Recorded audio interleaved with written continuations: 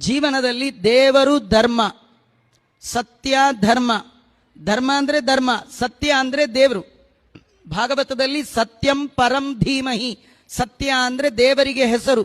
ಸತ್ ಚಿತ್ ಆನಂದ ಇದೇ ಯಾರ್ದು ದೇಹವೋ ಅವನಿಗೆ ಸತ್ಯ ಅಂತ ಕರೀತಾರೆ.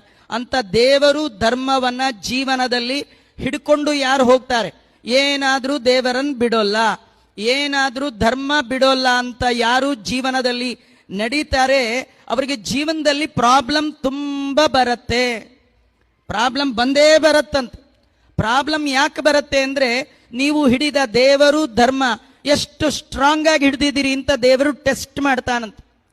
ಎಷ್ಟು ಕಷ್ಟ ಬಂದರೂ ದೇವರು ಧರ್ಮವನ್ನ ಬಿಡದಿದ್ದರೆ ಭಗವಂತನ ಅನುಗ್ರಹ ಆಗುತ್ತೆ. ಮಂತ್ರಾಲಯ ಪ್ರಭುಗಳು ರಾಘವೇಂದ್ರ ಸ್ವಾಮಿಗಳು ಅವರ ಜೀವನದಲ್ಲಿ ಎಷ್ಟು ಕಷ್ಟ ಬಂತು, ಎಷ್ಟು ಕಷ್ಟ ಬಂದರೂ ಅವರು ಬಿಡದೆ ಎರಡನ್ನ ಹಿಡಿದರು.